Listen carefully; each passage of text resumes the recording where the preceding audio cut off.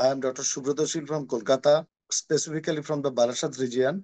Today, the topic is treating GERD in your child or children. So I am supposed to speak in Bengali, so I am speaking in Bengali. নমস্কার সবাইকে।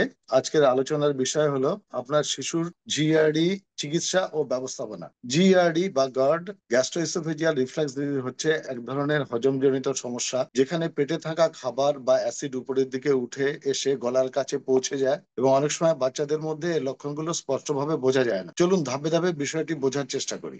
এক, guard কি এবং এটা কেন শিশুর ক্ষেত্রে হয়?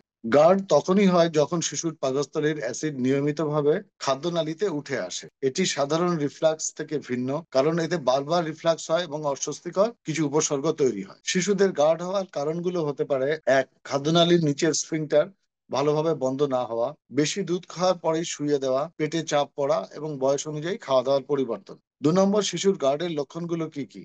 গার্ডের কিছু সাধারণ উপসর্গ হলো ঘন ঘন বমি বা উদ্গার, বুক জ্বালা বা পেট ব্যথা, খাওয়া থেকে বিরত থাকা, ওজন না বাড়া বা ওজন কমে যাওয়া এবং ঘুমের ব্যাঘাত। 3 নম্বর, কখন ডাক্তারের কাছে নিতে হবে? 1 নম্বর, যদি আপনার শিশু প্রতিদিন অনেকবার বমি করে, বুক ধড়ফড় করে, ওজন কমছে, খেতে চায় না বা দুধ খাওয়াতে কষ্ট হয়, রক্ত বমি বা কালো পায়খানা হয়, তাহলে ডাক্তার দেখানো অত্যন্ত জরুরি। 4 নম্বর, কিভাবে চিকিৎসা করা হয়? 1 নম্বর, খাদ্যাভ্যাসের পরিবর্তন। শিশুকে ছোট পরিমাণে খাবার খাওয়ানো, বারবার খাওয়ানো, খাওয়ানোর পরেই শোয়াবেন না। শিশুর মাথাটা উঁচু করে শোয়াবার চেষ্টা করুন। গরুর দুধ দিলে ডাক্তারের পরামর্শ নিন, কারণ গরুর দুধ অ্যালার্জি তৈরি করে গার্ড বাড়াতে পারে। এবার ঔষধ যদি দিতে হয় তাহলে অ্যান্টাসিড বা অ্যাসিড রিডিউসিং ওষুধ যেমন র্যানিটেডিন বা ওমেপ্রাজল দেওয়া যেতে পারে। পেট খালি করার ওষুধ, খুব গুরুতর হলে এন্ডোস্কোপি বা সার্জারির প্রয়োজন হতে পারে। এবার প্রতিরোধমূলক পদক্ষেপ: শিশুর খাবারের প্রতি লক্ষ্য রাখুন যেন বেশি তেল ঝাল না হয়। বুকের দুধ খাওয়ালে নিয়ম মেনে করান। অতিরিক্ত ঠান্ডা খাবার বা চকলেট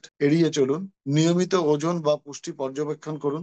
যে কোনো পরিবর্তনে ডাক্তারের পরামর্শ নিন। 6 নম্বর, অভিভাবকদের জন্য কিছু পরামর্শ: ধৈর্য ধরুন। অনেক সময় শিশুর জিআরডি বয়স বাড়ার সাথে সাথে ছেড়ে যায়। চিকিৎসার নিয়ম ঠিকভাবে মানুন। শিশুর আরাম যেন নিশ্চিত হয় সেটা গুরুত্ব দিন। ওষুধের পাশাপাশি খাদ্য ও জীবনযাত্রা পরিবর্তনেও গুরুত্ব দিন। সবশেষে বা কনক্লুশনে যেটাই বলা যায়, জিআরডি শিশুদের জন্য অস্বস্তিকর হলেও এটা পুরোপুরি নিয়ন্ত্রণযোগ্য একটি সমস্যা। সঠিক সময়ে চিকিৎসা, জীবনযাপন, খাদ্যাভ্যাসের পরিবর্তনের মাধ্যমে এটি সহজেই ভালো রাখা যায়। অভিভাবক হিসাবে সচেতন থাকাটাই সবচেয়ে বেশি জরুরি।